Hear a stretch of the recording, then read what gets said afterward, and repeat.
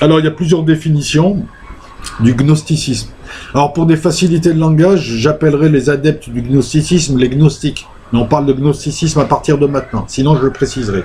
On a une définition temporelle donc, qui qualifie toutes les hérésies des premiers siècles et du Moyen-Âge dans le bassin méditerranéen oriental et au Moyen-Orient comme gnostique.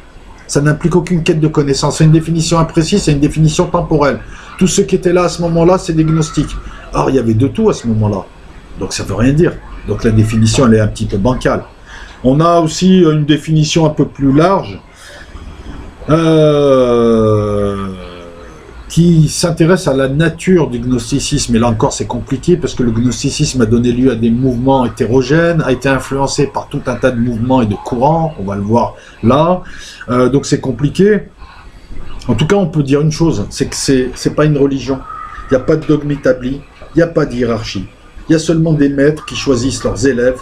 Hein, lorsque l'élève est prêt, le maître apparaît. C'est des petits groupes qui au départ étaient itinérants, hein, voilà, qui suivaient l'initiation de leur maître, un petit peu comme dans le Bushido, un petit peu comme dans beaucoup de procédures. Et à partir d'un moment, ces gens sont réfugiés dans les villes pendant 2 siècles.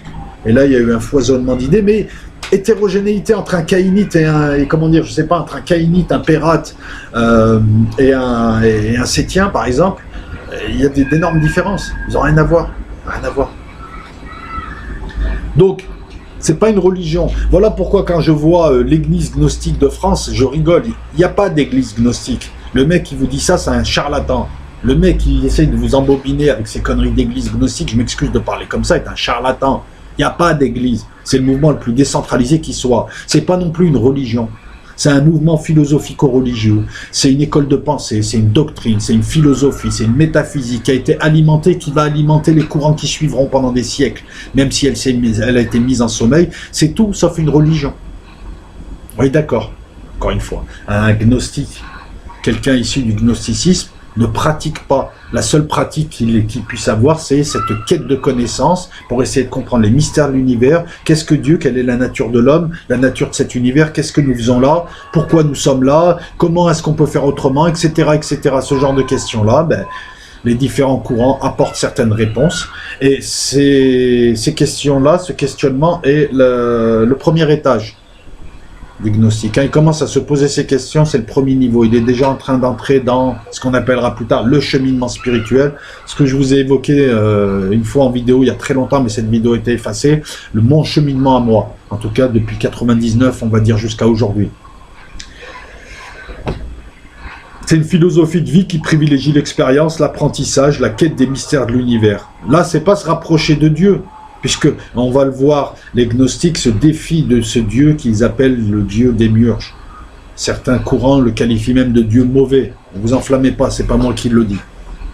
Donc c'est pas se rapprocher de Dieu, c'est quitter ce Dieu, quitter cet univers, puisque cet univers-là, on y est par accident. On a été piégé suite à quelque chose que j'évoquerai plus tard, hein, qui s'est mal passé. On a été piégé en tant qu'étincelle, on a été piégé dans ce monde et dans notre corps, qui est fait de chair. Et partant de là, cette quête de connaissance complétée par une quête d'expérience de vie, c'est un peu comme à la fac, hein, tu as les cours dans l'amphi, puis tu as les TD, hein, et puis c'est censé provoquer un déclic intérieur.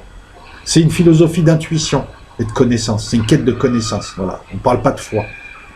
Il y a quelques pratiques pour arriver à cette connaissance, bien évidemment, mais elles se font naturellement. Je sais pas, je vais encore prendre l'exemple trivial. Quelqu'un qui se bourre la gueule tous les soirs, qui sort tous les soirs, c'est sûr que son cheminement gnostique, ça va être difficile, parce qu'il est bourré, déjà, il va même pas penser à ce genre de choses, et puis il se complétera dans la matière. Alors que quelqu'un qui commence véritablement un cheminement gnostique, de lui-même, petit à petit, se détache des plaisirs de la vie, qui font la vie d'ailleurs, je critique pas, se détache de la matière, s'isole, s'intéresse de moins en moins à tout un tas de choses pour s'intéresser de plus en plus à certaines questions, hein, quitte à les faire tourner en boucle, hein, en spirale dans la tête, etc., etc.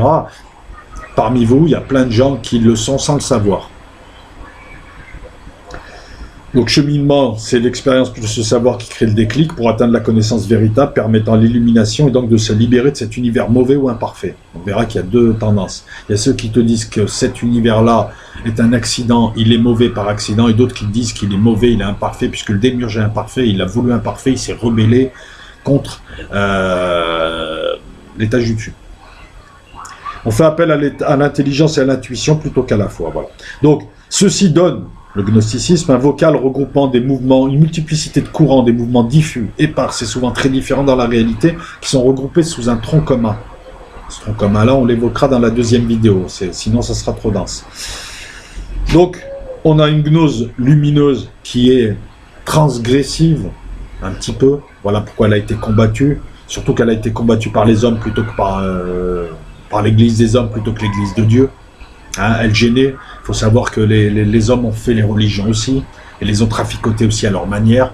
Hein, qu'il y a eu beaucoup je sais pas, si on reprend les religions monothéistes, à un moment donné, ils ont simplifié tout en 3 étages. Non pas pour leurrer les gens, mais pour mieux faire admettre ces religions à une population qui à l'époque n'était pas cultivée, n'était pas éduquée, n'avait pas les concepts que nous avions, n'avait pas des écoles à tout bout de champ, n'avait pas internet. Bon voilà, si on commençait à rentrer dans des concepts tels que le plérum, le protopère, le type de la forêt, non.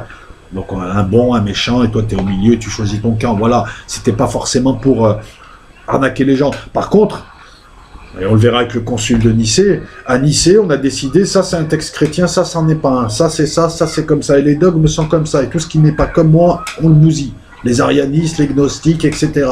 On a vu qu'ils avaient balancé une 50aine d'évangiles apocryphes, et ils avaient décidé de la direction. Moi je pense que le christianisme primitif était gnostique. Ou gnosticisme, en tout cas c'était l'un des deux, était dans la gnose ou l'agnosticisme. Voilà. Avec Nicée, on a une sorte d'église officielle. Ça s'est fait pour les autres religions, hein. Je veux dire, dans le judaïsme, c'est les pharisiens qui ont pris le pouvoir. En islam, c'est d'autres qui ont pris le pouvoir. Et chacun a arrangé une religion à sa sauce, à des fins politiques aussi. Donc, gnose lumineuse, la gnose dont on a parlé. La gnose dualiste, c'est le gnosticisme. Pourquoi dualiste? On va le voir, et elle est hérétique. Elle n'est pas transgressive, elle est hérétique. Dire ça à une époque valait la mort. Et pour cause.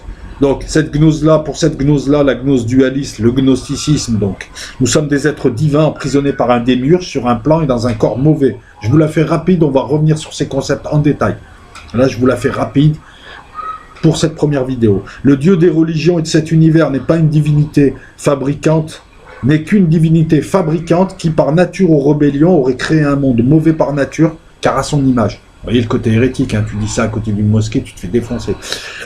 Ou à côté d'une synagogue. Le véritable monde est au-dessus, et le véritable Dieu suprême règne au-dessus de ce démiurge et de cet univers-là. On a créé un étage au-dessus de l'étage. Le démiurge aurait été enfanté par accident, par Léon Sophia, Léon, E-O-N. Un éon en géologie, c'est une énorme période de temps, c'est une très grande période de temps, mais là, éon, c'est à la fois c'est comme un espace-temps conscient. C'est un monde à part entière, géré par quelque chose de conscient. Ce monde est conscient en même temps, et éternel. On peut traduire éon par éternel. Sophia, on verra qu'elle a tour à tour différents noms, et on va la retrouver plus tard dans notre vision à 3 étages des religions, sous le nom de Marie-Madeleine. On peut la retrouver sous le nom d'Isis, hein, dans l'histoire antique, en tout cas dans les mythes antiques. On la retrouve sous différents noms. C'est la figure sur terre des cultes mères, des divinités femelles, comme Ishtar, comme Isis, puis comme Marie dans le christianisme, quoi. Pourquoi j'ai cité les cultes mères? Parce que c'est les premiers cultes. Les premiers cultes, il y a 25 000 ans, étaient destinés à la mère. Le culte de la mère fertilisatrice, la mère fécondatrice, la mère qui donne la vie, la matrice. Voilà. Alors cette gnose, ce gnosticisme, a une vision dualiste et hérétique. Hérétique puisqu'ils ne conçoivent le Dieu des religions comme un Dieu soit imparfait, soit mauvais, et dualiste parce que, donc, un Dieu bon et un Dieu mauvais. Voilà la vision dualiste. Pour eux, l'homme est supérieur à ses créatures. Et oui, c'est le démiurge qui nous a créés, qui a créé notre corps. Qui a créé notre corps. C'est le Sophia, ou le Dieu suprême, qui aurait donné l'étincelle de vie, l'esprit. Mais tout le reste, ça appartient à ce monde. Voilà pourquoi on repartira à poil, on repartira poussière, on repartira sans rien de matériel de ce monde, de cette simulation. Mais l'homme reste quand même supérieur à ses créateurs, puisque les créateurs ne peuvent pas accéder au plérum, sauf dans certains cas. Yao, le démiurge, Yaldabaoth, Samael, on peut l'appeler de différents noms, lui remontera dans certains mythes gnostiques. Vous avez notamment le mythe du sauveur sauvé, hein, le sauveur qui s'enlise, et le mythe du fils, donc qui fera remonter le père. Encore une fois, on verra ça plus tard. L'homme, par contre, peut remonter, puisque son vrai, l'étincelle divine emprisonnée dans le corps charnel de l'humain, elle, appartient au monde supérieur, au plérum. C'est une étincelle divine. Donc, voilà en quoi il est supérieur à son créateur, aux archontes qui dominent chaque cieux. On va le voir aussi, parce que dès qu'il se libère, il sera au-dessus d'eux. Voilà, c'est un tolard, il est surveillé par des geôliers, mais c'est un futur roi. Il suffit juste qu'il sorte de la prison, ce sera le roi du pays. Donc eux, ils vont se retrouver comme des ronds de flanc. Je m'excuse, je vous la donne comme ça aussi. C'est peut-être plus compréhensible. Son âme, étincelle divine, doit revenir à la source après un cycle de réincarnation pour se parfaire et s'élever afin de se libérer de ce monde mauvais, monde de souffrance et de corruption. Cette recherche de perfection, que j'appelle un processus, se passe donc par la connaissance des mystères, l'intuition, le déclic, etc. etc. Alors, le gnosticisme est déterministe, hein, parce que tous les humains ne remontent pas, tous les humains ne sont pas sauvables. On verra avec les éliques que les éliques seront détruits. Les éliques appartiennent à ce monde. C'est un petit peu dans un jeu comme les personnages non joueurs qui sont dans le logiciel, ils sont là pour meubler. Alors dualiste, on en a parlé, hérétique, on en a parlé. Le côté platonicien, on y reviendra, mais bon, donc il y a un monde de l'esprit, puis il y a un monde matériel. Il y a un monde de l'esprit qui est intemporel et divin, il y a un monde matériel qui est mortel, qui est corruptible, et dans lequel nous vivons. Alors, le gnosticisme rejette le judaïsme. Alors là, chaud en plus. Hein. Eh ben, selon certains courants, c'est pas moi qui le dis, on ne s'énerve pas, c'est eux. Non, mais je préfère prendre mes précautions.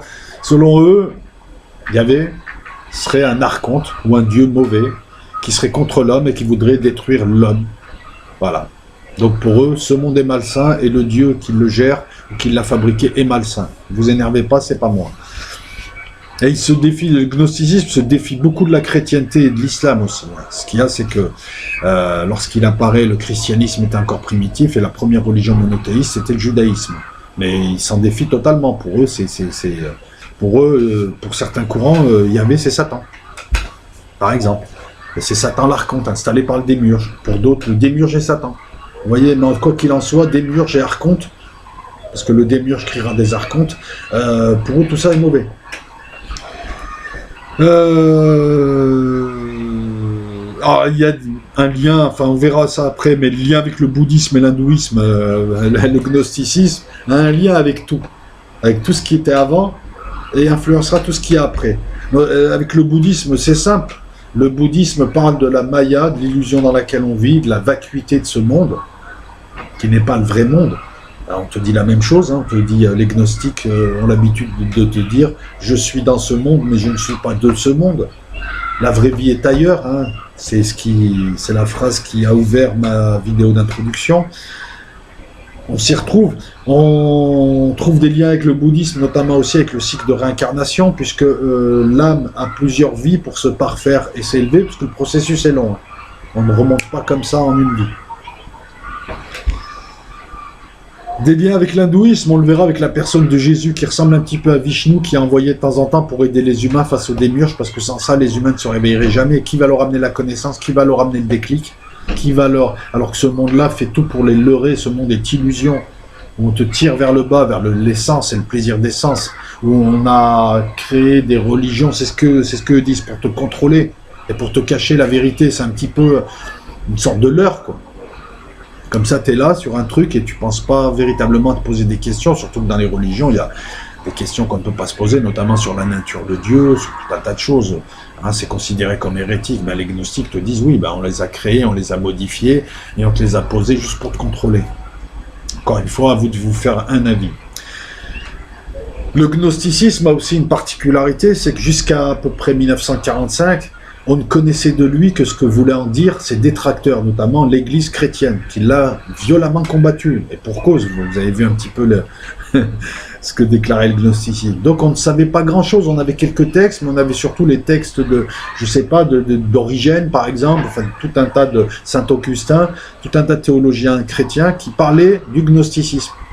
Donc on avait le filtre des détracteurs pour savoir ce qu'était le gnosticisme. Et il est apparu deux miracles. Pour moi, il n'y a pas de hasard en ce bas monde, mais bon, on va parler de miracles. Qumran, la mer morte, où on trouve tout un tas de manuscrits dans des jarres, dans des grottes, et on s'aperçoit que tous ces textes-là sont des textes gnostiques, qui jusque-là n'étaient pas en accès libre, on ne savait même pas qu'ils existaient encore. Hein. On pensait que l'Église les avait détruits, ou les avait cachés dans certaines bibliothèques comme au Vatican. D'ailleurs, on se demande pourquoi elle les cache dans... Je sais pas, c'est assez bizarre quand même de détruire des bouquins comme ça, de décider on les détruit, ou on les cache dans une bibliothèque. Si le vrai chemin est le concile de Nicée, tu détruis tous les autres livres. Je peux comprendre ça, pour pas créer de rivaux, pour pas donner d'idées aux gens, mais pourquoi tu les gardes si c'est de la merde? Je m'excuse de parler comme ça, mais pourquoi tu les gardes? Pourquoi au Vatican on garde tout un tas d'écrits qui sont soi-disant sans valeur? Bizarre ça. Et ailleurs aussi, j'ai pas envie d'attaquer. J'attaque pas de religion en particulier, hein, j'en attaque aucune. Donc, Qumran, près de la mer morte, on trouve un tas d'écrits, mais un tas d'écrits gnostiques qui commencent à interpeller les spécialistes de la question en disant mais attendez, mais ça c'est pas dans l'Ancien Testament, mais ça s'est pas passé comme ça. Mais... Ah ouais, je comprends mieux, ils ont gardé qu'un bouquin, le bouquin qui les a rangés, et tous les écrits de l'époque, par contre, ils les ont virés. Et vous avez Nagamadi, on confond souvent Nagamadi et Qumran. Qumran, c'est en mer morte. Il me semble que c'est en Israël, alors que Nagamadi, c'est en Haute-Égypte. Alors, Nagamadi, c'est 47-48. Là, on a trouvé une bibliothèque complète gnostique. Et là, écoutez, le rideau de fumée s'est estompé, et on a pu trouver tout un tas d'évangiles, tout un tas de choses qui contredisaient et l'Église, et l'Ancien Testament, et tout le reste. Hein. Et ça nous a permis de découvrir ce qu'était le gnosticisme. Voilà. Notamment cette vision à 4 étages, avec le protopère, le plérum, Yahoo, ses archontes et nous. Alors vous allez me dire, il y a plus de 4 étages. Non, non. Le protopère et son plérum, c'est 1. Yahoo, c'est 2. Les archontes qui nous dirigent, c'est 3. Vous voulez un nom d'archonte? Satan. Voilà. Et les humains.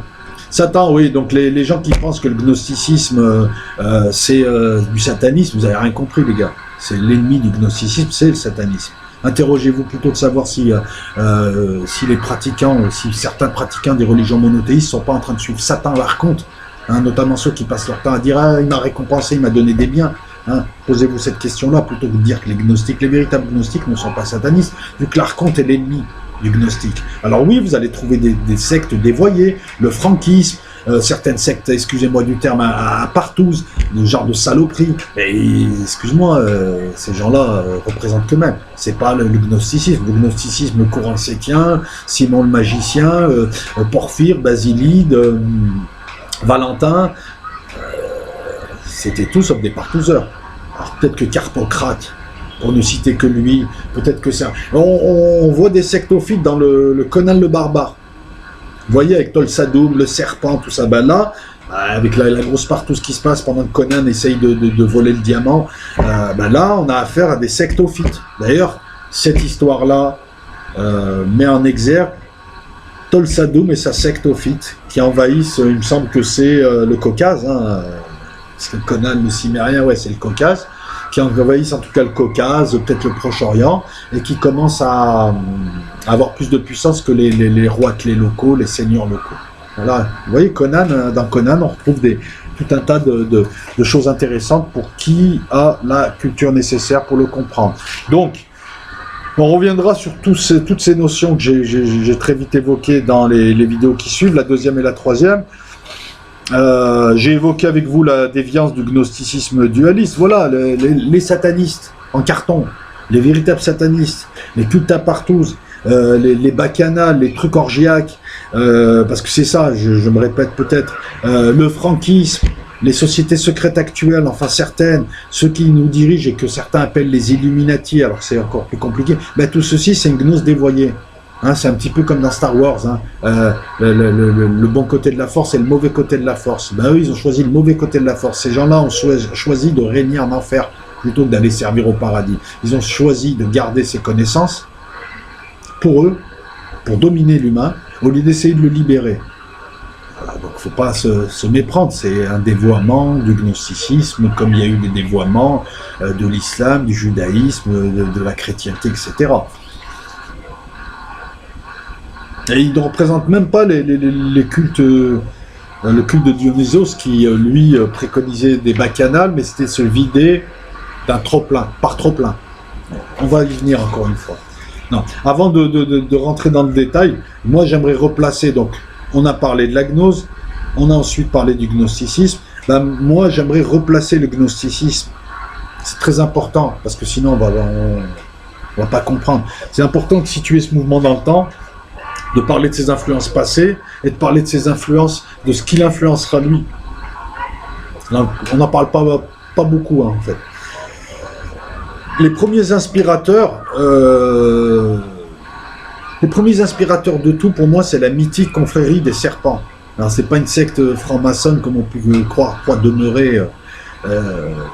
Non, la confrérie des serpents aurait été une confrérie qui aurait été créée par Enki et Ninursag pour aider les humains, leur protéger, à acquérir des connaissances à des moments de l'histoire, des connaissances qui ont permis à l'humanité d'évoluer, mais on donnait ces connaissances petit à petit. On ne pouvait pas tout donner d'un coup, parce que ça n'aurait aucun sens, ça se perdrait, et encore une fois, on donnerait des perles à des pourceaux qui les fouleraient. Alors un exemple, le Néandertal, d'un coup, en l'espace de quelques siècles, l'homme s'est mis à domestiquer l'animal, à sédentariser, à pratiquer l'agriculture, à faire de la poterie qui lui a permis de conserver les récoltes en trop, de passer l'hiver, etc., etc. Tout ça est arrivé d'un coup, comme si cette connaissance avait été donnée. Ben, la confrérie des serpents, c'est l'ensemble des connaissances qui permettent à l'humanité de progresser et qu'on donne en douce, puisque je vous rappelle qu'Enki a été détrôné au profit de son frère Enlil, qui avait la régence de la terre. Enlil, c'est l'archonte Satan, deviendra l'archonte Satan, deviendra Seth l'Égyptien, deviendra l'archonte Satan. En, ça veut dire seigneur, Lil, c'est le souffle, c'est le vent, mais c'est aussi la folie. Donc on parle de seigneur fou, mais on parle aussi de seigneur du vent.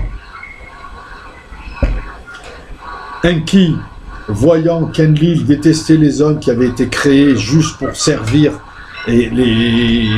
servir les Anunnaki, a décidé donc en cachette de les aider. On retrouve ça dans le mythe de Prométhée, dans tout un tas de mythes et d'histoires.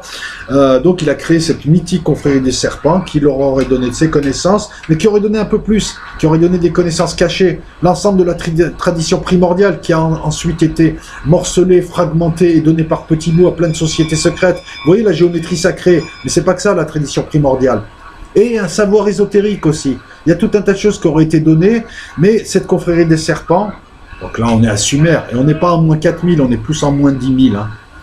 Contrairement à l'histoire officielle, on est plus en moins 10 000, moins 12 000, que moins 4000 ou moins 5000, parce que historiquement on fait remonter Sumer à moins 5000 à tout casser, alors que c'est pas vrai.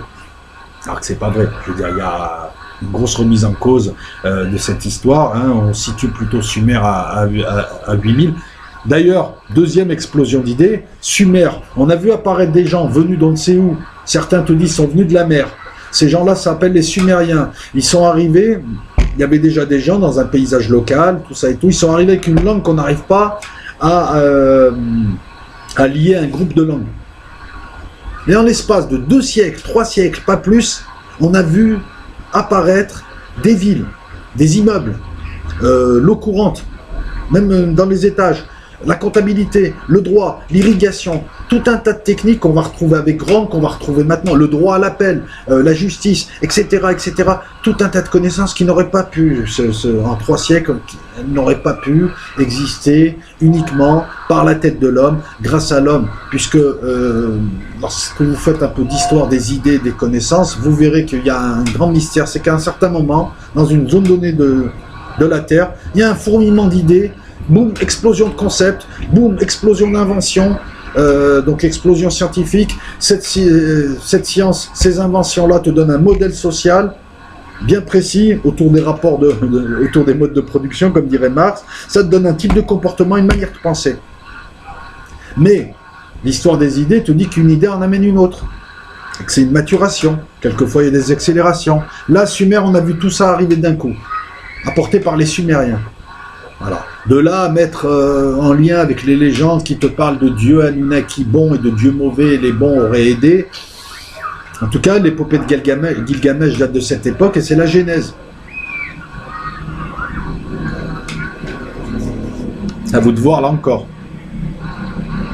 Donc explosion d'idées, donc Néandertal, etc. etc. Le dernier bond de connaissances, 20e siècle, durant le 20e siècle, on a plus découvert que durant tout l'ensemble de l'humanité. Vous imaginez un petit peu la physique de l'infiniment petit, la physique de l'infiniment grand, voler, flotter. Vous avez vu les paquebots qui flottent, aller à une certaine vitesse, aller dans les cieux, aller dans les astres, observer, observer sans les yeux, etc., etc. Je vous parle même pas des concepts de fous, mathématiques et autres hein, qui ont suivi, hein, je sais pas... alors là, on va remonter peut-être au 19e siècle avec Cantor, mais allez étudier Cantor, c'est révolutionnaire Cantor, la transfinitude, des infinis dans des infinis, hiérarchiser des infinis. Non mais rien que ça déjà, c'est un truc de fou. Donc voilà, je reste sur le sujet. Donc cette confrérie aurait été dévoyée par la suite par les hommes d'Enlil, et ça donne lieu à beaucoup, ça donnera lieu à tout un tas de sociétés secrètes. Toutes les sociétés secrètes ou ésotériques ne sont pas mauvaises.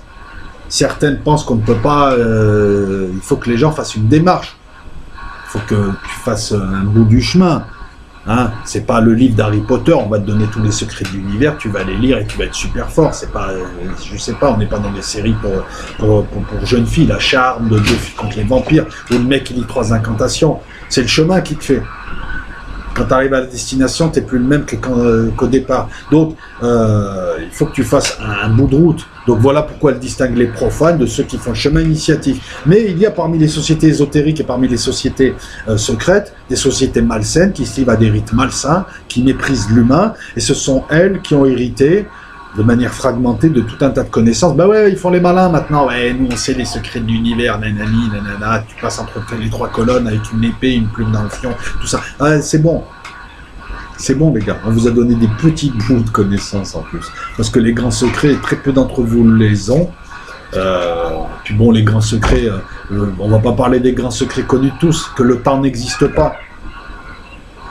Ou que nous sommes dans un monde qui ressemble à une simulation. Ce qu'il y a, c'est qu'avant, les anciens n'avaient pas les concepts de simulation, de système d'exploitation et d'informatique. Si l'informatique est apparue à la fin, c'est pour qu'on gambarge là-dessus. Ça, c'est des secrets connus, puis il y en a d'autres secrets. Faut pas croire que parce qu'on est dans une société secrète, qui est souvent une société où... Hein, je prends l'exemple des francs-maçons, c'est des sociétés où 99% des francs-maçons sont au courant de rien. C'est un club d'affaires, c'est un club de fraternité, c'est un club pour se placer. Mais il y a très très peu de gens hein, qui vraiment, même au 33e degré. Mais ces sociétés-là, en tout cas pour la plupart, ont choisi de garder ce savoir et de ne pas libérer les humains. Donc voilà, le faux luciférisme. Ah ouais, parce que ces gens-là ont assimilé Lucifer à Satan. Lucifer, Satan et le diable, c'est 3 trucs différents, mais bon. Voilà, donc... Confrérie des serpents, tout en haut, en haut, en haut, tout au début, à l'aube de l'humanité. Ensuite, on aurait 4 grandes influences. Les 4 grandes influences qui ont influencé le gnosticisme. Quand le gnosticisme apparaît au 1er siècle après Jésus-Christ, on verra ces écoles-là, ces courants-là apparaître dans ce que dicte le gnosticisme. C'est pas clair, ça l'est maintenant. On a les écoles à mystère égyptiennes et grecques. Alors, les écoles à mystère, c'est des sociétés ésotériques qui pratiquent l'initiation, un maître, quelques élèves, qui pratiquent ce qu'on appelle les cultes à mystère. Les mystères, pas les mystères de l'Ouest avec Gordon et James West, non. Les mystères de l'univers, des mystères qui résolvent les questions métaphysiques. Ces cultes à mystère égyptiens, vous avez le culte d'Osiris, le culte d'Éleusis qui est un des plus connus, le culte de Cybèle, de Déméter, le culte de Corée, Dionysos, etc. Donc voilà, c'est des sortes d'écoles. Chacune a sa propre initiation, mais en général, elles pratiquent toutes de la même manière. Donc il faut rester un certain temps. Pythagore, pareil, l'école pythagoricienne, est une école à mystère. Donc il faut rester un certain temps, l'éveil, etc., etc. Mais le but c'est d'atteindre l'illumination. Et ce qui est intéressant, c'est qu'elles pratiquent presque tout un même culte, celui de la renaissance, de la mort suivi de la renaissance. Vous avez le culte de Déméter ou le culte d'Osiris, c'est mort puis renaissance. Mais là, on ne renaît pas sur un autre plan. C'est symbolique. On renaît sur un même plan. Donc c'est une deuxième naissance. C'est ce que j'appellerais les reborn. Là. Voilà. Symboliquement, on a tué ce qu'on était pour devenir autre chose grâce à cette illumination. Le culte de Dionysos, c'est simple, on préparait des bacchanales, les gens se préparaient à des bacchanales. Les bacchanales, c'était des orgies, des partouzes. Pendant 2, 3, 4 jours, les gens se lâchaient, faisaient ce qu'ils avaient à faire, ce qu'ils avaient envie de faire. Maintenant, on a les carnavals pour ça. C'est un lointain descendant des bacchanales. Les bacchanales, il fallait se préparer, hein, t'y allais pas comme ça, tu pouvais mourir, hein, je veux dire, ça picolait, enfin, c'était un lâchage. Le but était de pratiquer, d'assouvir tous les désirs en très très peu de temps, afin qu'il y ait un trop-plein du corps, pour vider ce corps, et ensuite l'âme restera seule et pourra s'échapper et sortir de ce corps. Ouais, c'est assez tortueux, mais voilà, c'est le vide par le trop-plein. Donc c'était des cultes orgiaques, hein. Et ça a été repris par les sectes ophiques. Hein. Là, c'est sûr que c'est pas les cathares qui vont pratiquer le culte de Dionysos. Donc les écoles à mystère égyptiennes et grecques. Mais bon, égyptiennes et grecques, c'était plus ou moins la même chose. Je vous rappelle que l'Égypte a été dirigée pendant 3 siècles par les Ptolémées, qui sont grecs, hein, une famille d'astronomes, notamment avec Claude, etc. Donc, qui dit Égypte dit sa sœur jumelle, la Grèce. Hein, Ensuite, le deuxième courant, c'est les écoles telles que le pythagorisme, le platonicisme, puisque Platon parlait d'un monde parfait, un monde d'idées, un monde éternel, un monde d'esprit, par opposition au monde imparfait, le monde des formes, le monde du sensible, là où les multiples. Il y aurait un monde où il y aurait des archétypes, il y aurait des modèles, on va le dire comme ça, et vous auriez un monde où ces modèles-là ont donné lieu à des photocopies des multiples, des projections. Et c'est ce monde-là dans lequel on vit, le monde des formes, le monde temporel, le monde de la mort. Voilà, l'un est parfait, l'autre est imparfait. On retrouve ça dans le gnosticisme, avec l'un est mauvais, l'autre ne l'est pas. Le troisième courant, c'est le dualisme. Alors le dualisme, c'est simple, c'est la vision de l'univers, et même au-delà, qui verrait un dieu bon au-dessus d'un dieu mauvais. Alors, on le retrouve dans le zoroastrisme, on le retrouve chez les cathares, on le retrouve, ce dualisme, on le retrouve dans beaucoup de manières de penser, de religions, de cultes. C'est quelque chose d'hérétique dans les religions monothéistes, puisqu'on te dit qu'il n'y a qu'un seul Dieu, et le démiurge est devenu Satan. Voilà, il y a Dieu, il y a Satan, qui est aussi le diable, qui est aussi Lucifer, hein, pour certains, soi-disant, et nous. Vous voyez, on a écrasé d'une vision à 4 étages, on a enlevé un étage et on l'a éparpillé parmi les autres. Voilà pourquoi on a des choses bancales où d'un côté, tu as Satan, il est là, puis après c'est plus Satan, c'est l'autre, et pourquoi il a fait ci, pourquoi il a fait ça. Ça, c'est le truc bancal des religions monothéistes qu'on n'arrive pas à comprendre. Eh ben, tout s'explique là. On a enlevé des connaissances, on a enlevé des choses et on a refabriqué quelque chose d'autre, de plus bancal. Enfin, l'une des grandes influences est le christianisme. Mais le christianisme primitif avant Nicée. Et notamment le rôle central du Christ. Alors, le Christ a un rôle central chez les gnostiques.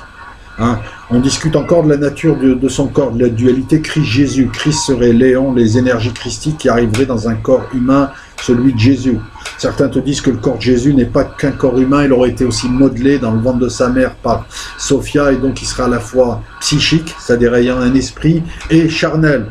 D'autres te disent que le Christ est la 4e apparition après Seth, Melchisédek et Derdikea, il me semble. Voilà. Donc vous voyez, ça chipote, mais il n'empêche que le Christ ou Jésus a un rôle central comme envoyé par le véritable Dieu, le Dieu suprême, pour aider les hommes et les sauver, quelle que soit sa forme, quelle que soit la nature de son corps. Voilà ce qu'il faut retenir. En tout cas, c'est que Jésus est considéré par tous comme quelqu'un d'important, un personnage d'important. D'ailleurs, il rappelle, et voilà en quoi on retrouve un lien avec l'hindouisme, il rappelle Vishnu, qui vient de temps à autre aider les hommes. Mais moi, j'ai envie de trouver aussi des liens avec le judaïsme et le bouddhisme. Donc, pour le bouddhisme, c'est la réincarnation, la vacuité du monde. Pour le judaïsme, allez voir Valentin, je veux dire, ne serait-ce que la critique du judaïsme ou la reprise de certaines choses appartenant au judaïsme suffisent à établir l'influence. Et le judaïsme est beaucoup plus ancien. Hein. Abraham, c'est 1800, mais le véritable judaïsme, c'est Moïse, 1200 avant Jésus-Christ, donc il a 1000 ans d'avance. Chaque mouvement gnostique a aménagé, dosé ses influences à sa sauce. Voilà pourquoi il y a une grande hétérogénéité dans les pratiques. J'ai envie aussi d'ajouter d'autres influences qui, à mon sens, sont importantes, notamment la magie.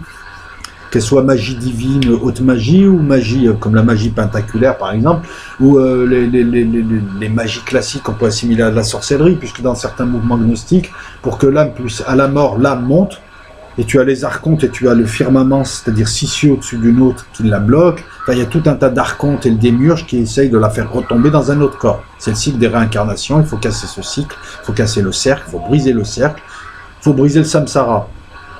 Pour pouvoir s'échapper, il faut que cette âme se soit parfaite au cours de différentes vies, qu'elle ait atteint l'illumination, mais qu'elle ait aussi certains sauts magiques, certains sauts secrets pour pouvoir échapper à ces démons, à ces archontes qui cherchent à la ramener et à l'emprisonner ici, puisque nous sommes leur raison d'être. S'il n'y a plus d'humains, ce monde-là disparaît. Dieu envoie la lumière, il n'y a plus rien. Nous sommes leur raison d'être. C'est un petit peu comme une simulation. Ces programmes-là, si nous ne jouons pas, ils n'ont pas de raison d'être. Ils n'existent pas. Leur raison d'être, c'est d'être là dans un programme. Vous voyez, je prends à escient cette comparaison. On peut aussi, ce qui veut dire aussi, enfin ce qui met en exergue aussi le côté hérétique, puisque pour les religions monothéistes, pas de magie. On peut aussi parler de l'influence du zoroastrisme qui sera réformé, qui deviendra le manichéisme, qui est apparu 7 siècles avant Jésus-Christ, qui est une doctrine oralement transmise, qui est dualiste, qui n'a pas véritablement besoin d'adoration du dieu Ahura Mazda. D'ailleurs, c'est un dieu qui est défini un petit peu comme un dieu force créatrice primordiale. C'est un petit peu comme le protopère des gnostiques, le dieu transcendantal, qui lui lance quelque chose et reste très loin. Et ce sont les suivants, les émanations successives qui vont fabriquer, enfin, jusqu'à arriver à Yao, qui est à la fois vu comme une divinité ou un néon, ou un archonte, qui lui fabriquera ce monde. Là, on s'en approche. Pour les zoroastristes, pas besoin d'adorer Ahura Mazda, ou alors juste respectueusement, pas besoin d'intermédiaire, et chacun répond de ses actes en vertu de son karma, et y croyant la vie éternelle. Le zoroastrisme est une réforme du masdéisme, une forme de monothéisme. À moins que ce soit le masdéisme... Ah oui, non. Oui. Et oubliez ce que je vous ai dit tout à l'heure, en parlant de manichéisme. Ça viendra un peu plus tard. Vous avez aussi le mitraïsme, qui n'a pas tenu longtemps, c'est une religion qui est apparue au Proche-Orient, Mitra, dieu soleil, un dieu solaire, une divinité, mais elle n'a pas... ils ont essayé de l'importer en Europe, notamment les légionnaires romains et tous ceux qui revenaient, mais le christianisme l'a supplanté. Voilà, donc beaucoup d'influences, proches ou moyen-orientales, qui donneront 4 courants principaux du gnosticisme. Là, ce sont les courants qui ont influencé le gnosticisme. Alors le gnosticisme, c'est simple. Hein. Dès le 1er siècle, au temps des apôtres, du Jourdain à l'Asie mineure, on voit une explosion de courants, de mouvements, de sectes, qui veut dire école, d'idées qui ressuscitent les mythes anciens, les influences anciennes que je viens de vous nommer. Voilà. On est à une époque très troublée. Il y a des révoltes constamment contre Rome qui occupent la région. Rome détruira le Second Temple en 70. Ça a son importance aussi. Donc c'est tumulte, c'est des guerres, c'est une époque assez virulente qui nous fait penser à la fin du XXe siècle, au début du XXIe siècle, époque dans laquelle on vit. Et on a vu un renouveau là depuis un certain temps de mythes anciens, de croyances anciennes, à la sauce New Age certes, mais aussi à la sauce philosophique, à la sauce historique. Hein. Notre époque ressemble à cette époque-là. Donc on a vu apparaître des petits groupes, des courants, qui ressuscitaient un petit peu tout un tas de croyances, mais matinés à leur sauce. Fourmillement d'idées, oui. Donc le premier gnostique, et là on parle de gnosticisme, hein, toujours, c'est Simon le magicien de Samarie. Alors, c'est pas Garcimore, hein. Simon le magicien ou Simon le mage, c'est pas Sylvain Mirouf, non, c'est Simon. Ouais, il faisait pas des tours de magie. Je pense que le côté mage, c'est un petit peu comme les 3 mages. C'était quelqu'un qui devait pratiquer certains rituels, qui devait lire dans les astres. En tout cas, Simon le magicien sera le premier hérétique connu et sera l'ancêtre des autres gnostiques. À la même époque, à Antioche, vous avez Nicolas le diacre. C'est bien, ils se font appeler par leur prénom. Tu sais. Vous avez Riri la sardine aussi. Non, je rigole. À Marseille. Marseille existait déjà, ouais. Pour ce qui est de Simon le magicien, lorsque le temple à Jérusalem sera détruit par les Romains, ses disciples formeront le courant sétien. Voilà. Donc, on a tout un tas de petits groupes itinérants qui se baladent un peu partout, qui sont pour l'instant hors des villes. C'est souvent un maître, quelques élèves qui suivent son initiation, qui ont été choisis par lui, et qui vont se balader avant de, à partir du IIe siècle, de retrouver les villes, parce que tout le monde était en ville, c'était beaucoup plus simple pour eux, il y avait l'anonymat des villes, et avant de repartir en itinérance au IIIe et IVe siècle, lorsque leur culte sera interdit et violemment combattu, parce qu'on risquait la mort si on était gnostique. Donc ça a gagné des villes, et notamment Alexandrie, qui était la ville du savoir, c'est la capitale du monde à l'époque, c'était pas Babylone, c'était Alexandrie. Donc, Basilide, Valentin, Carpocrate sont 3 maîtres connus de cette ville. Voilà. 1er siècle, temps des apôtres d'un coup. Proche-Orient, Moyen-Orient, les rives du Jourdain, plein de petits groupes qui parlent plus ou moins tous de la même chose, qui remettent en cause ceci, qui remettent en cause le judaïsme, qui ont une vision un petit peu hérétique de Dieu, de l'univers, de l'humain. Ça a apparu d'un coup. Pourquoi, comment ? On ne sait pas. Et ne me dites pas c'est parce qu'on était à l'an 0 ou l'an 1000, ça c'est des conneries, hein, parce qu'à l'époque les calendriers n'indiquaient pas l'an 0 ou l'an 1000, c'était complètement différent. Ça c'est pareil pour les peurs de l'an 1000, quoi, pour ceux qui étudient le Moyen-Âge. C'est une stupidité de croire que les gars avaient tous le même calendrier, on allait passer à... Non, à l'époque ils ne savaient même pas qu'ils passaient d'un millénaire à l'autre, en tout cas pour la plupart des gens. Je vous ai cité Basilide, Valentin, Carpocrate. Je me dois un petit peu d'évoquer ces 3 penseurs, enfin deux des 3 penseurs gnostiques de la ville d'Alexandrie. Toujours pareil, je ne rentre pas dans le vif du sujet, je les évoque succinctement. Basilide a été l'un des premiers maîtres gnostiques à synthétiser les doctrines des disciples de Simon le magicien. Il parlera de transcendance de Dieu et d'émanations successives, amenant les anges, puis les puissances qui créeront le premier ciel, puis les 364 autres ciels. En tout 365 ciels, avec des émanations successives. Qu'est-ce qu'une émanation, une hypostase? C'est un peu comme les chiffres, c'est un petit peu le Père, le Fils sort du Père, le Fils sera Père, le Petit-Fils, et ainsi de suite. Ils émanent tous de... Voilà, et les nombres, le 1 vient du 2, le 1 vient du... Enfin, le 2 vient du 1, le 3 vient du 2. Voilà, on peut le voir comme ça, hein, sortir de... Pour Basilide, le Christ sera envoyé pour aider les justes face aux démiurges et sont dans ce monde pour expier par la souffrance leurs péchés. Alors là, par contre, il s'oppose à tous les autres gnostiques en parlant d'expiation dans ce monde de souffrance, expiation des péchés. Les gnostiques, pour eux, c'est le monde qui est mauvais. On est tombé dedans par accident. C'est pas nous qui sommes mauvais. Nous n'avons rien à expier. Vous voyez, donc là, il y a une petite contradiction avec la doctrine classique du gnosticisme. Qui refuse les histoires de péché originelles et qui pense qu'on doit se réveiller, quitter ce monde matériel qui est mauvais par nature. Voilà, Basilide, très connu, je vous l'ai cité parce que si vous faites un petit peu des recherches, vous verrez son nom cité, hein. Vous verrez d'autres noms, vous verrez Jamblique, il me semble, Porphyre, Jamblique, vous avez Carpocrate. Alors Carpocrate, je ne vais pas le citer là, mais Carpocrate était à Alexandrie et avait un enseignement assez particulier.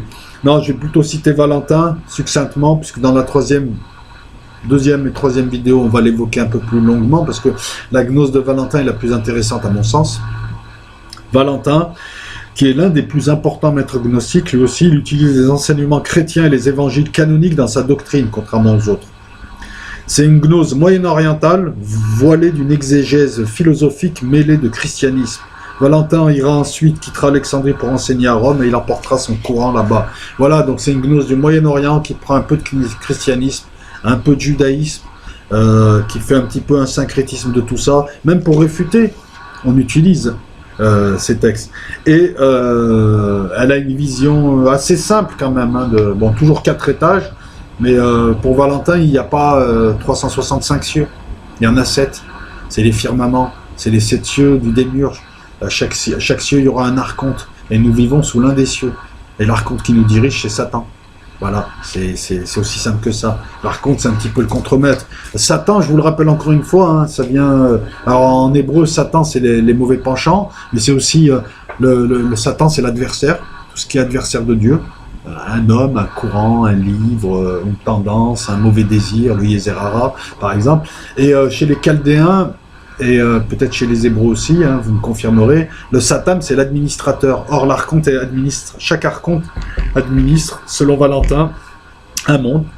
Et Satan administre le nôtre. Voilà pourquoi on dit que ce monde appartient à Satan. C'est pas moi qui le dis, même dans les églises, on vous le dit. Alors après, certains d'entre vous m'ont dit oui, je suis pas d'accord, ce monde est une école de vie, d'expérience. Je suis totalement d'accord avec vous. Il peut être plusieurs choses à la fois, ce monde. Donc je trouve très pertinente votre remarque, effectivement. C'est un champ d'expérience. Selon la philosophie que nous adopterons, on peut aussi le voir comme des âmes qui veulent descendre en bas pour se parfaire, ou pour faire de nouvelles expériences, pour monter plus haut par la suite, etc. etc. Il n'y a pas de problème, il n'y a rien d'antinomique. Mais il n'empêche que pour les chrétiens gnostiques, pour le gnosticisme et pour d'autres courants, le monde dans lequel on vit est dirigé par Satan, auquel le démiurge a confié la terre. Voilà, et que moi, à mon sens, beaucoup de gens qui sont dans les religions ne savent pas qu'ils prient Satan. C'est tout, voilà. C'est ça, quand tu parles de matériel, de demander des choses matérielles, des choses, c'est Satan que tu prends. Après, posez-vous la question aussi, en matière de pratique, allez, je vais choquer un petit peu. Franchement, est-ce qu'une force créatrice aussi énorme, aussi gigantesque, aussi incommensurable que Dieu aurait créé tout l'univers pour ensuite s'intéresser au fait que tu sois allé à la messe ou pas, ou que tu aies fait telle ou telle prière ou pas, si tu as mangé pendant le ramadan, vous pensez que cette personne-là irait s'abaisser à regarder ce genre de choses ensuite pour décider? Vous voyez pas une sorte de comment dire ça, de contradiction? Et pourquoi cette personne aurait créé un démiurge qui lui-même aurait créé des archontes qui eux-mêmes nous prennent la tête, hein, parce que bon, Satan c'est pas notre ami, il est là pour nous faire plonger, nous retenir ici. Et quand tu remontes le démiurge, je te ramène, allez, redescends, on a encore besoin de toi, il y a des personnages non joueurs là, tiens, on va te mettre dedans. Posez-vous les questions, n'ayez pas peur. Moi, je pense qu'à travers les religions monothéistes, telles qu'elles sont pratiquées dans certains endroits, ou les intégristes, hein, je sais pas, les intégristes, hein, que ce soit un colon israélien qui abat un palestinien, que ce soit un intégriste du Hamas ou un musulman qui va égorger un enfant de l'autre côté, hein, je fais ça comme ça, on me dira pas t'es pour les uns ou pour les autres. Le Daesh, c'est Satan, hein. Excusez-moi, c'est Satan ces gens. Hein. Bah, alors que Satan, il va pas venir et te dire, je suis Satan. Non, mais il en a entraîné plein des gogos. Mais tous ceux qui vont tuer au nom de la religion, qui font chier leurs voisins, je m'excuse de le dire comme ça, ou qui sont là, mais les trois quarts, vous suivez Satan, quoi. Je veux dire, excuse-moi, quand tu te balades en robe avec une barbe teinte au henné, avec du col autour des yeux et que tu veux tuer tout le monde, et tu veux faire des attentats, c'est pas Dieu, hein, c'est même pas le démiurge, là, c'est Satan. Voilà, posez-vous les bonnes questions. Quant à Dieu, le Dieu suprême, le vrai Dieu, le Dieu transcendant, il va pas venir voir si tu marches de travers, si tu pisses à droite, tu pisses à gauche. C'est une stupidité, ça. Donc voilà le côté bancal aussi qu'on retrouve dans les religions. Et lorsqu'on remonte au gnosticisme, on voit bien pourquoi il y a un problème. Le Dieu chaud, le Dieu froid, le véritable Dieu transcendantal, le protopère, qui a eu un désir, qui s'est transformé en intention. Au commencement était la réflexion, ensuite action. Il y a eu nous. On va le voir tout ça, nous. Hein, petit à petit par hypostase, nous, avec Logos, il me semble. Hein, parce que le protopère était avec Enoia, la pensée, dans un silence, Sigoué. On l'appelle aussi l'abîme, ou Butor, B-U-T-H-O-R. On va y venir. Voilà. Ensuite, donc, il y a eu les éons.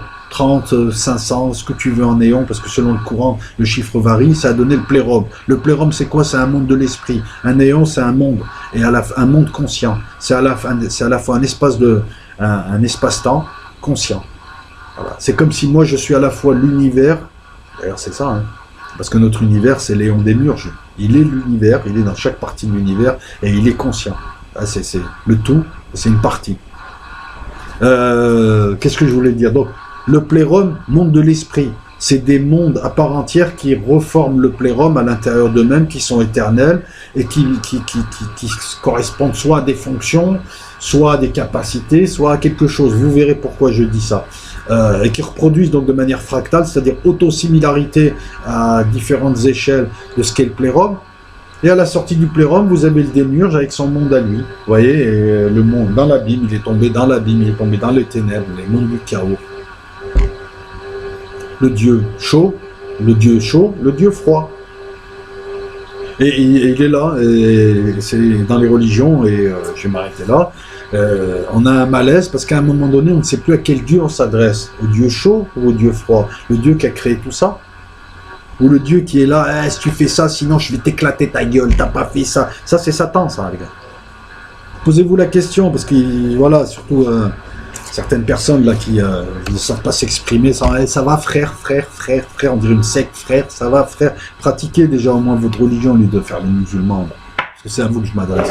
Ça va, frère, il a un joint à la main, une Heineken, ils sont sur YouTube. Ça va, les frères? Non, parce que moi, je voulais les frères. Arrêtez, on dirait une secte, vous nous retartez, vraiment. Frère. Le prochain qui m'appelle frère, je crache dessus. Frère, non mais c'est... Je crois chez Raël ou quoi? Pardon. Donc les 4 courants gnostiques. Et là c'est pareil, hein, c'est arbitraire. Hein. Vous allez en trouver un 5e, vous allez en trouver un 6e, enfin peut-être pas un 7e, faut pas abuser. Les courants gnostiques, c'est les courants qui sont... Voilà, qui sont issus de la gnose. Ce ne sont pas les courants qui ont influencé la gnose. Vous avez un courant égypto-grec, Alexandra, c'était Claude François, Valentin. Pardon, excusez-moi. Mais ouais, prendre une note, c'est du live, ça.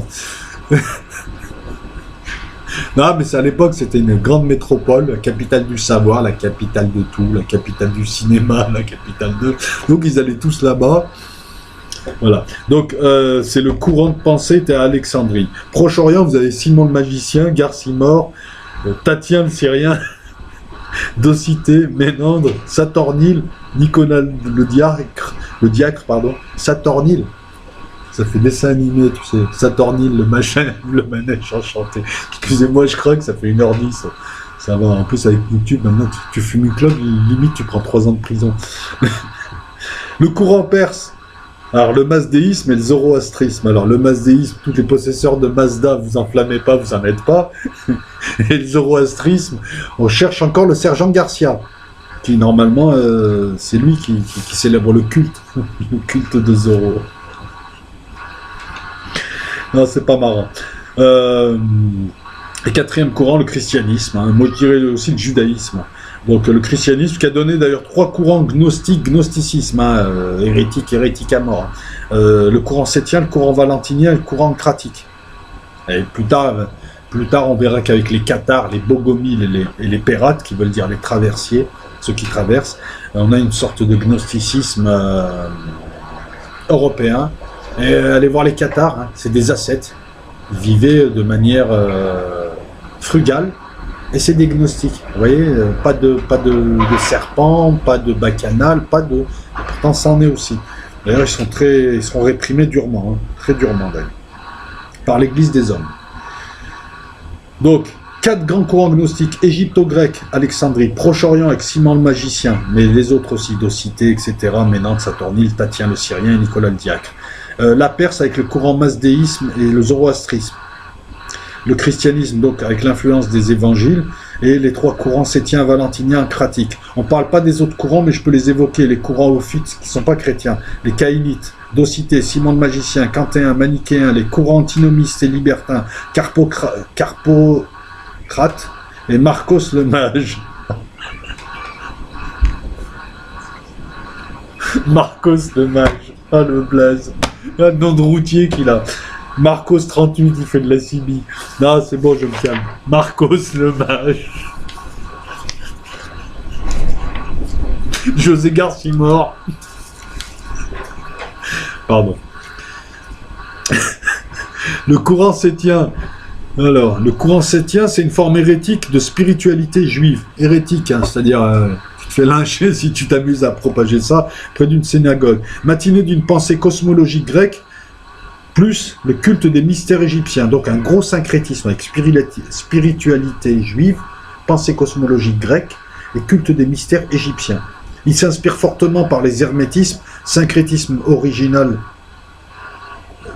Il s'inspire fortement par les hermétismes, savoir secret, le syncrétisme original de l'ésotérisme grec, les mystères d'Osiris et les traditions chaldéennes. Parfois assimilées aux Zophites, la doctrine sétienne prône que Seth, S-E-T-H, c'est plus Seth l'Égyptien, mais c'est Seth, le troisième fils d'Adam et Ève, et toute sa lignée sont les véritables élus appelés à remonter à la source. Tu es l'élu. Le courant valentinien, pas que j'oublie quelque chose là, ça me reviendra.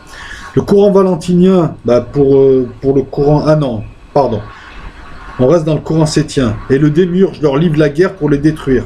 Le Père envoie le Christ pour les aider sous 4 formes successives, Seth, Derdikea, Melchisédech et Jésus. Ils mettent en avant la triade céleste avec un Père, esprit invisible. Une mère, Barbello, ça veut dire Dieu en 4. Marrant, c'est un Dieu en 4, ça me rappelle 42, le 42, le chiffre qui symbolise la vie, mais bon. Donc la mère Barbello était remplacée très vite par la figure du Christ. Elle aurait enfanté les anges elle aurait enfanté le Christ en s'unissant avec le Père, l'esprit invisible. Puis les anges de lumière, qui sont, je pense, les anges qui viennent du plérum, voilà, et qui combattent les archontes et les anges dits des ténèbres. Barbello, c'est aussi la figure de Sophia qui enfante le démiurge. Alors on verra cette figure-là avec le courant valentinien. Jésus est né psychique, c'est-à-dire qu'il est sauvable. Il a une âme et un corps, il lui manque l'esprit.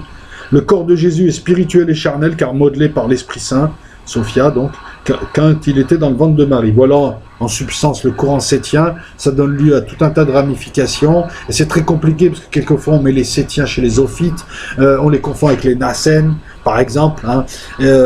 C'est très compliqué. Le courant valentinien, retenez juste voilà les principaux courants, parce que si on rentre dans le détail, on ne va pas s'en sortir. Le courant valentinien, lui, s'appuie sur le livre sacré de tous les gnostiques, gnosticisme, Piscis Sophia, qui veut dire foi et connaissance. Pour le courant valentinien, il n'y a pas de diable. De toute façon, le diable, voilà, expliquez-moi, vous êtes là, mais non, mais le diable, c'est Satan, Lucifer. Le diable est un concept qui a été inventé au VIe siècle par les théologiens chrétiens. C'est là, c'est officiel. Je ne l'invente pas, c'est pas du New Age.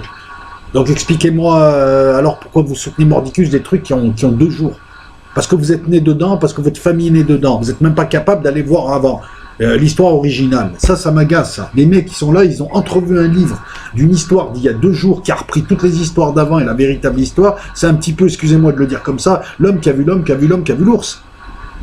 Et le premier témoin, non, moi je crois lui parce que c'est mon tonton, parce que ouais, mais ton tonton il est 20e à la chaîne. Mais là c'est pareil. Voilà, le diable, qu'est-ce qu'on met dans le diable? Diabolos, on met quoi? Division, on met quoi dedans? Non, parce que certains te disent le démiurge c'est le diable, certains gnosticistes, Satan c'est l'archonte, et Lucifer c'est Seth, c'est envoyé par le véritable Dieu pour les contrer ces gens-là. Voilà pourquoi eux se sont amusés à amalgamer, à reprendre les symboles, et à amalgamer Lucifer à Satan. Mais en aucun cas Lucifer c'est Satan, et Satan c'est pas le diable. C'est 3 trucs différents. Voilà, le diable on peut l'appeler aussi Caligastia. Par exemple, voilà. Jupiter, c'est Zeus Enlil. D'accord? C'est le roi des dieux, c'est le roi des humains, c'est l'administrateur. Et le diable, c'est Saturne. Très très éloigné dans le système solaire. De plus en plus près de la mort de Pluton, de plus en plus proche de la sortie du système solaire et des ténèbres. Alors que nous sommes très très près du soleil. Ce qui est marrant d'ailleurs, c'est que le soleil qui représente le dieu transcendantal n'est jamais évoqué exotériquement parlant. Mais je ne sais pas, prenons par exemple le judaïsme.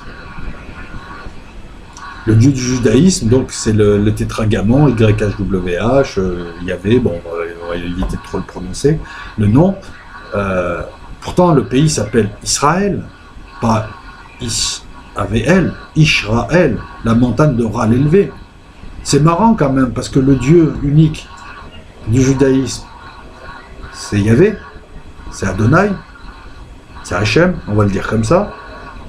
Mais en vrai, quand on rentre dans l'ésotérisme, on s'aperçoit que les couleurs sont blanc et bleu, comme Marie, comme Isis.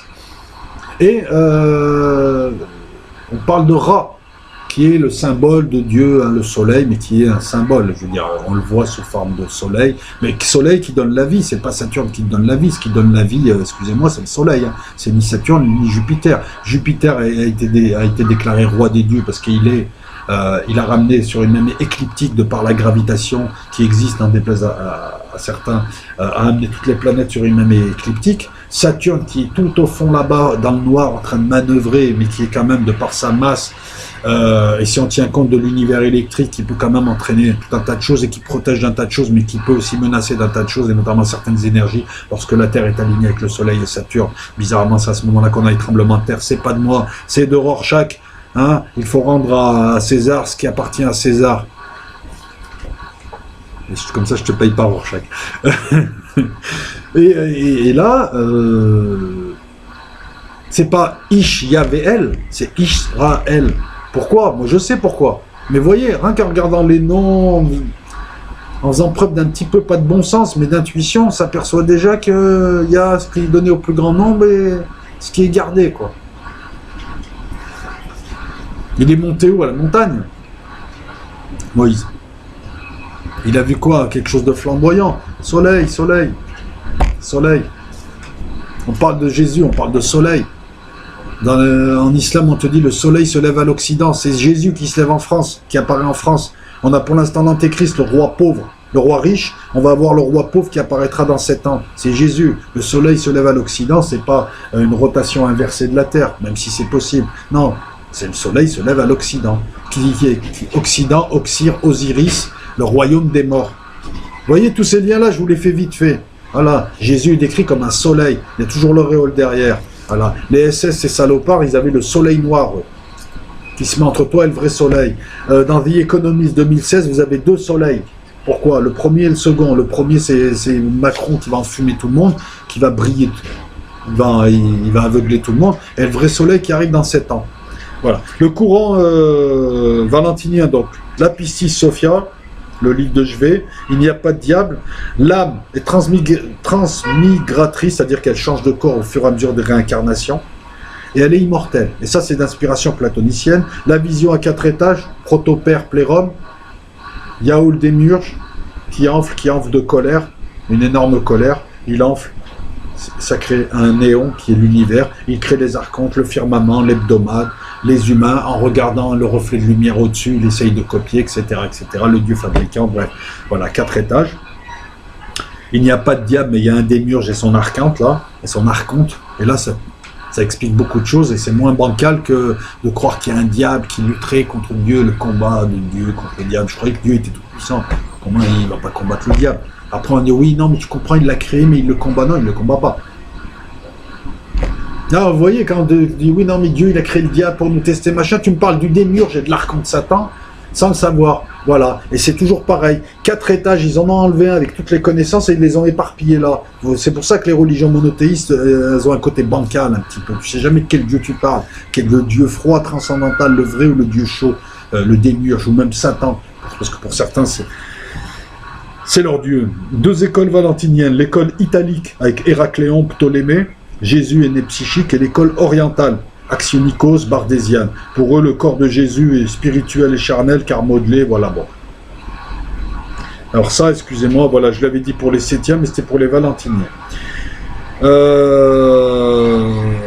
Pour les autres courants, alors le courant kratique, Tatien le Syrien, disciple de Justin, Didier Gustin, non pardon, de Justin Bridou, je sais pas, je connais pas Justin. C'était marrant à l'époque, ils avaient que des prénoms, les mecs, on dirait des chanteurs de rock, ou des enfants de l'Adas, trouvés à la Saint-Justin, à la Saint-Simon, voilà. Donc le courant kratique, lui, il est encore plus radical, il ne reconnaît pas les Écritures, ni l'Ancien Testament, ni les épîtres de Paul, ni les actes des apôtres. Il rejette le mariage, la sexualité, la viande, et le vin, c'est salaud. Ils utilisent l'eau pour l'Eucharistie. Ils pensent que l'âme est préexistante, qu'elle a été corrompue dans la chute, dans le charnel ou la matière, qui est intrinsèquement mauvaise. L'ancratique s'est peu à peu confondu avec le manichéisme et il se prolongera dans le bogomilisme. Le bogomilisme, les bogomiles, on les retrouve en Europe de l'Est, il me semble. Encore une fois, mi-route. Moi, je vous donne des notions à les creuser. Pour ceux qui s'amuseraient à penser que je recopie Wikipédia, il faut savoir que c'est 20 sources différentes et c'est une synthèse d'une vingtaine de sources différentes. Non, parce qu'il y en a qui ont le savoir inné, comme Rico Rams, qui pense que lui, il a un savoir inné, quoi. Il parle de 6 années lumière-seconde. 6 années lumière-seconde. Ça ne va rien dire du tout. Mais voilà, donc non, c'est... Moi aussi j'ai fait preuve de syncrétisme, mais ça m'a demandé beaucoup de temps, et je préfère le lire. C'est difficile d'improviser, mais c'est mon travail. Et donc après c'est à vous de creuser, et puis peut-être que lorsque je reviendrai en hangout, on fera un hangout spécial gnose, mais qu'avec des gnostiques, hein. C'est pas des gens qui viennent m'appeler frère, ou des gens qui viennent juste pour se montrer qu'ils servent à rien. Voilà, donc multitude de mouvements, de traditions différentes. Le gnosticisme, c'est ça, c'est une multitude de mouvements, de traditions différentes, à des endroits différents, avec la totalité de la sagesse des mystères, pardon. L'explosion inexpliquée de tous ces mouvements, et la vision hérétique qui propage, a été fortement combattue par les religions monothéistes pendant 4 siècles. Donc il y a eu Nicée, 335, où là on a décidé de ce qui était le christianisme. C'est comme ça, et tout le reste on brûle ou on cache. Et ensuite, il y a eu Théodose en 397 qui, lui, a installé le christianisme comme culte de l'Empire, et il a interdit tous les autres cultes. À partir de là, les gnostiques se sont mis en sommeil. Bon, ils avaient déjà repris leur itinérance, mais ils se sont mis en sommeil, ils se sont cachés parce qu'ils risquaient leur peau. Tu vois, à Nicée, on a refusé plus de 50 évangiles. Et donc, il y a eu, au cours des siècles ensuite, il y a eu l'apparition du soufisme, il y a eu les cathares, il y a eu tout un tas de mouvements d'ignostiques, mais la véritable... Bossuet a parlé du gnosticisme, enfin bon. D'ailleurs, ce même gnosticisme a influencé un petit peu, même les religions, il les a influencés à sa manière, mais il a fallu attendre Qumran et Nag Hammadi, à partir de 45, pour assister à la renaissance de ces mouvements gnostiques, gnosticisme.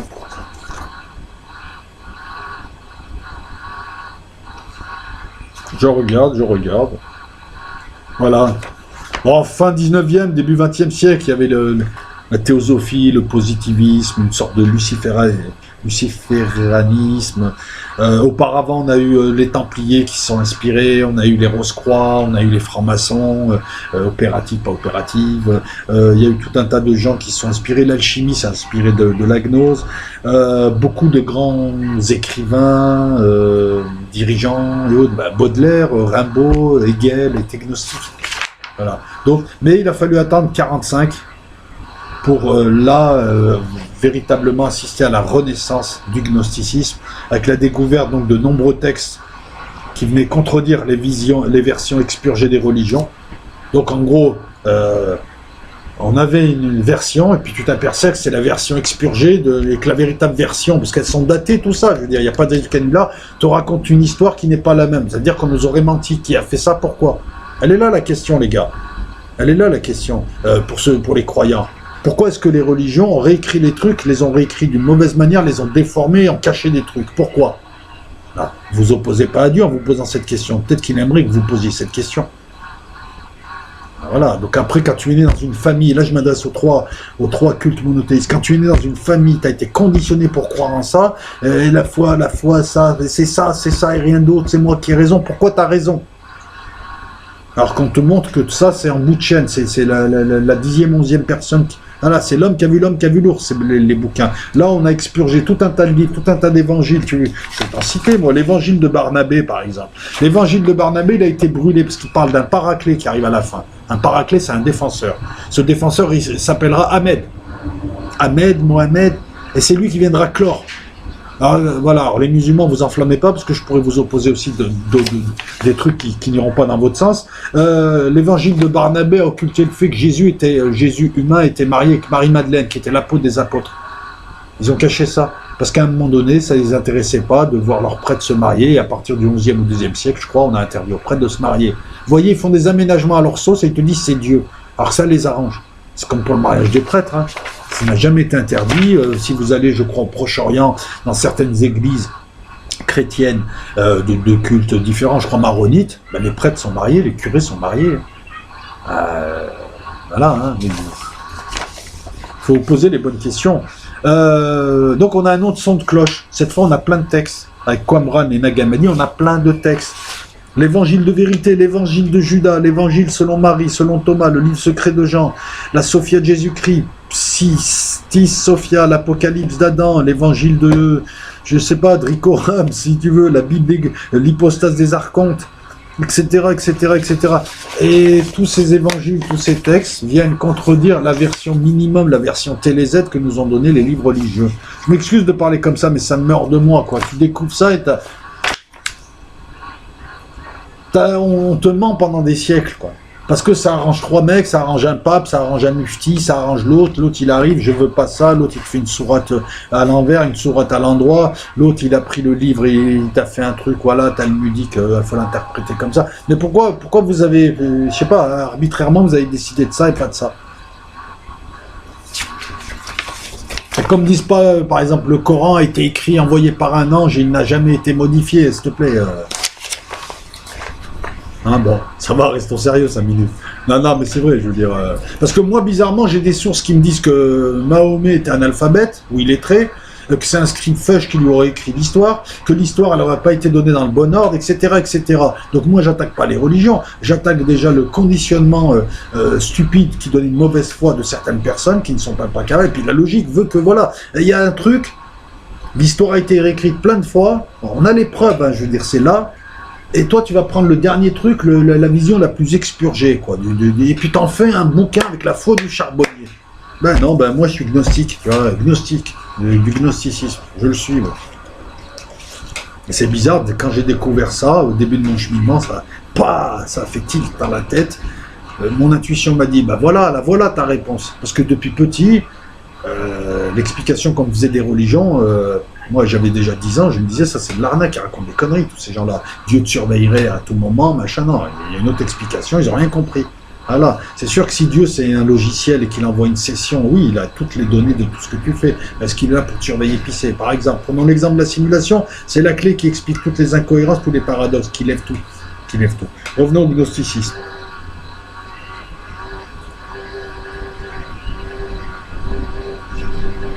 Donc, on s'aperçoit que le gnosticisme, c'est un lien entre le polythéisme et le monothéisme cadré. Voilà. Monothéisme cadré qui confond le diable, Satan, Lucifer, qui ne parle pas trop de la nature de ce monde, enfin, qui nous dit en tout cas qu'il y a ce monde et il n'y a rien d'autre au-dessus. Paradoxal quand même. Ce monothéisme qui appelle le démiurge Dieu, qui nous invente des histoires avec Satan qui apparaît pas, etc. Et le fameux bref, voilà. Voilà, donc une réécriture des spiritualités anciennes arrangées en fonction des rapports de force. Voilà ce qu'ont été les religions. Tous les 2160 ans, tu as de nouveaux cultes en accord avec la constellation du moment. Voilà, quand c'était les cultes bélial, les cultes du taureau, etc., arrivé le culte du poisson, on a eu Mitra, on a eu le christianisme, bim bam boum, voilà. Et là maintenant on arrive à la maison, au Verseau, celui qui verse de l'eau. Un jour, les apôtres ont demandé au Christ, dis-nous quand est-ce que tu reviendras. Il leur a dit, lorsque vous verrez un homme porter de l'eau et rentrer dans une maison pour verser cette eau, suivez-le. Voilà, la maison Verseau, hein, l'âge du Verseau. L'âge du Verseau qui a commencé dans les années 60, hein, parce qu'il faut savoir que pour rentrer dans une constellation, tu ne rentres pas immédiatement, c'est à 1 degré tous les 72 ans, ça. Si je dis pas de bêtises. Ouais, c'est ça la précision des équinoxes. Voilà. Ouais, c'est un petit peu comme si on était parti des cultes primordiaux, culte de la mer, ensuite l'animisme, les polythéismes, l'énolatrie, la monolatrie, le monothéisme. Et la gnose, on pourrait l'intercaler entre les religions et l'énolatrie, par exemple. Alors attention, je ne les classe pas par ordre de validité, mais par ordre de processus. Hein. Pour moi, l'animisme vaut aussi des autres religions. L'animisme, c'est quoi? C'est juste dire que tout ceci est un grand tout et que tout est Dieu. Voilà, c'est pas un polythéisme. Enfin, beaucoup de gens n'ont pas compris l'animisme, qui est la croyance vis-à-vis des forces de la nature, sachant qu'il y a toujours un principe unique.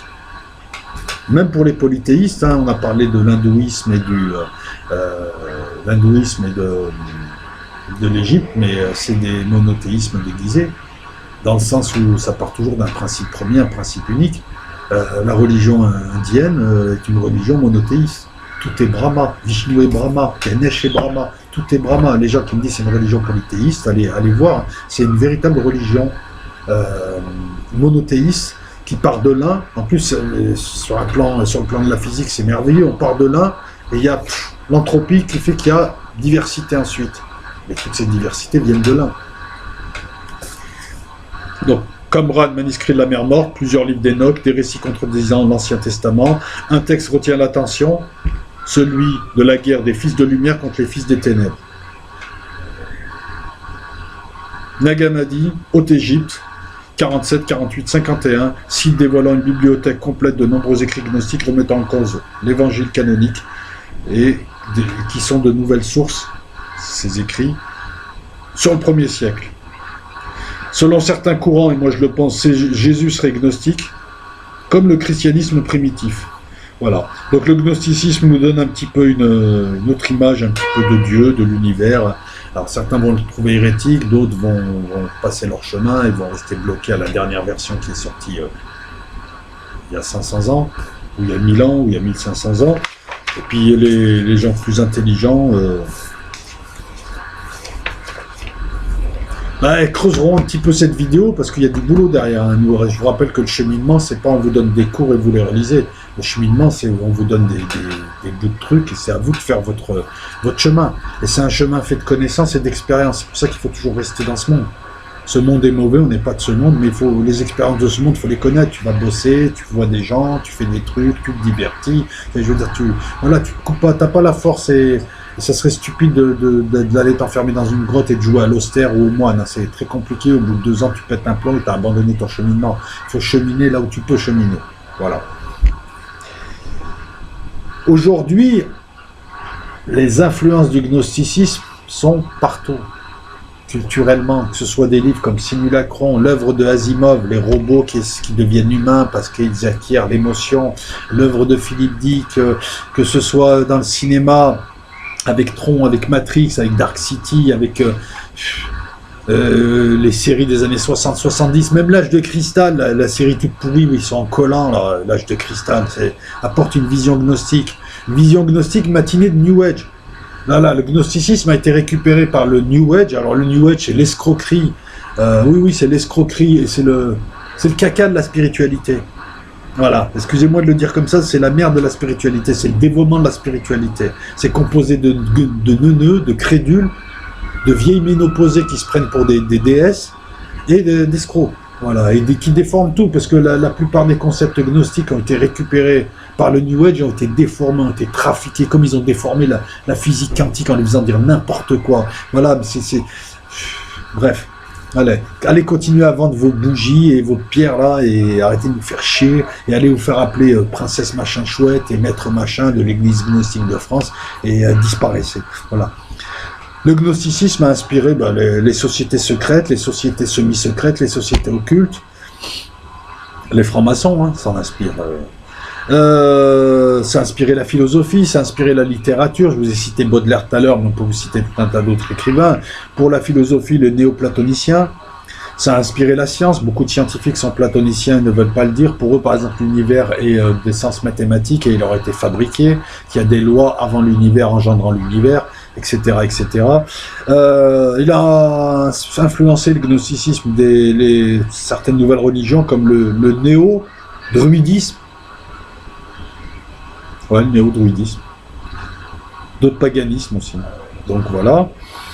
Renaissance tout azimut à l'heure du déclin de certaines religions ou lorsque certains dévoiements d'autres religions occupent le fil de l'actualité.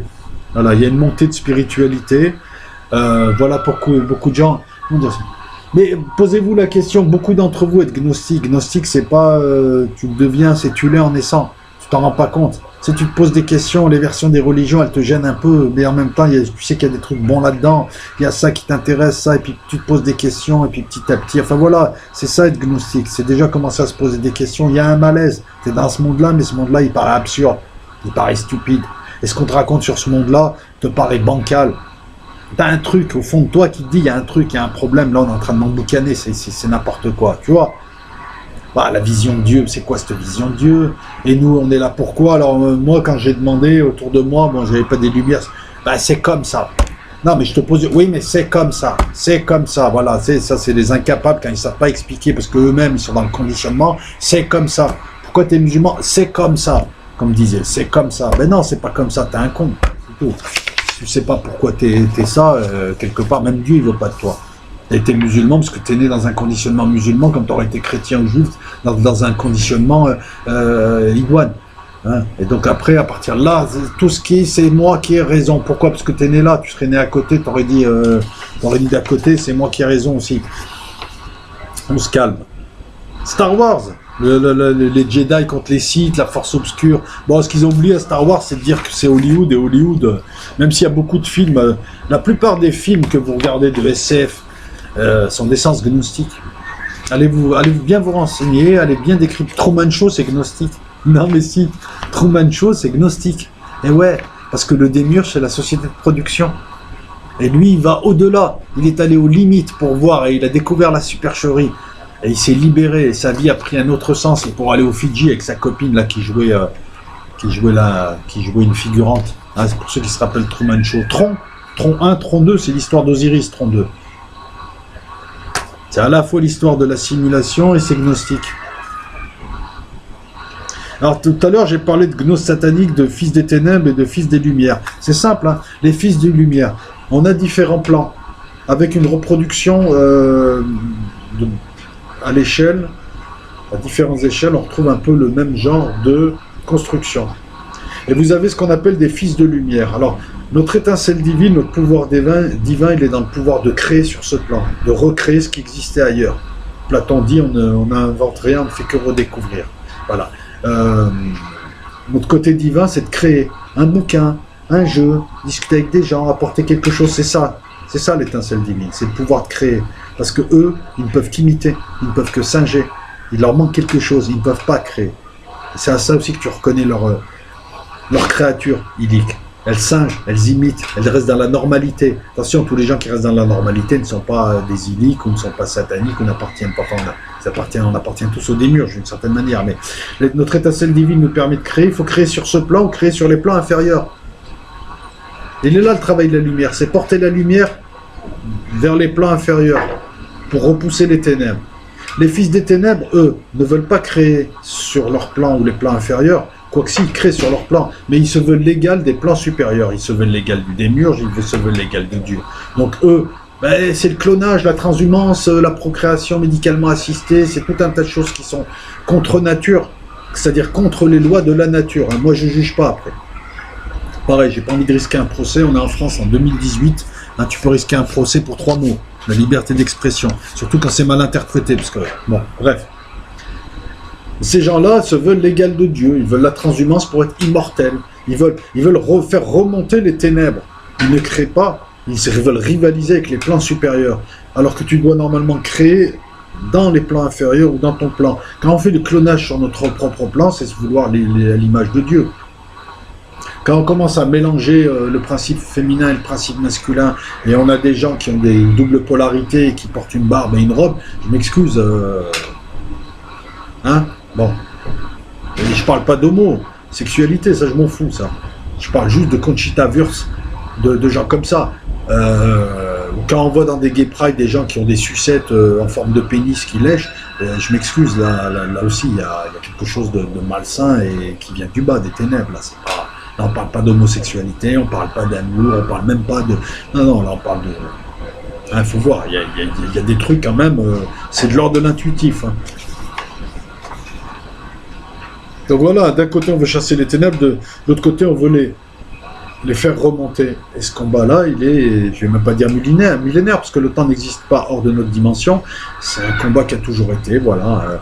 Le chaos, la lumière, les ténèbres, le chaos, la densité, la matière, l'éternité, divinité, l'esprit, la lumière. Donc voilà, donc les gnostiques, Satan, l'archonte et l'adversaire. On va voir après, on verra après dans les autres vidéos ce qu'est Satan, ce qu'est l'adversaire, ce qu'est etc., l'homme de main du démiurge. Voilà, donc j'ai fait un petit tour rapide, mais ça a pris 2 heures. 1h42 exactement, je pensais la faire plus courte. Vous voyez, cette première vidéo, je vais même la découper en 2 vidéos, parce que ça a pris 2 heures pratiquement, là, putain, ouais, c'est 15 heures déjà. Voilà. Dans la deuxième vidéo et la troisième vidéo, dans la deuxième, on va parler du tronc commun, des concepts, et dans la troisième, on va réévoquer ces concepts avec plus de précision, et puis essayer de les décrypter. Et dans la quatrième, qui sera courte, mais comme là je vais couper celle-ci en 2, la deuxième risque d'être la troisième la quatrième, et la quatrième je vais peut-être la greffer, on verra. Dans cette 4e vidéo, je pensais revenir un petit peu sur le gnosticisme actuel et qu'est-ce qu'être gnostique, mais je pense que je vais la rattacher afin de rester sur une série de 4 vidéos. Donc celle-ci coupée en 2. La deuxième sera la troisième sera la 4e, et dans la 2e et 3e, on abordera les concepts. Je vous remercie, je remercie ceux qui me suivent. Laissez vos commentaires. Alors pour les nouveaux, commentaires préapprouvés. Donc lorsque vous ne voyez pas votre commentaire apparaître, ne vous inquiétez pas, ne dites pas je vous censure, c'est pas vrai. Non, c'est que j'ai beaucoup de travail en ce moment, parce que contrairement à ce que peuvent penser certains, je ne vis pas du RSA, je travaille, j'ai plusieurs activités, et j'ai envie maintenant de faire des choses de qualité. Donc je prends mon temps pour faire des vidéos, comme là, et j'essaye de préapprouver rapidement. Voilà pourquoi je n'apporte pas forcément de réponse, mais je vais faire une vidéo réponse à un moment donné, ou un live, ou un hangout, pour un petit peu vous répondre. Voilà. Merci à toutes, merci à tous. J'espère que cette première partie sur l'histoire du gnosticisme et la différence entre gnose et gnostique vous auront plu. En tout cas, j'essaie de faire de mon mieux et d'être dense, d'être intéressant. À vous ensuite d'aller creuser les pistes, et n'hésitez pas à me rectifier si j'ai fait des erreurs. Ciao, et comme on a jusqu'au 31, je souhaite une nouvelle fois la bonne année à tous ceux qui me suivent, à tous les gens de bien, hein, donc je vous souhaite une excellente année, je vous souhaite la santé. Voilà, comme je vous l'ai dit l'autre fois, pour le reste, vous démerdez, je pense que vous êtes tous d'accord avec moi, je vous souhaite la santé, que les malades ne soient plus malades, que les bien portants continuent à l'être, que tous ceux qui ont des proches malades, je souhaite à ces proches de guérir, enfin si leur destinée était de guérir, peut-être que quelque part, voilà. Donc, ciao tout le monde.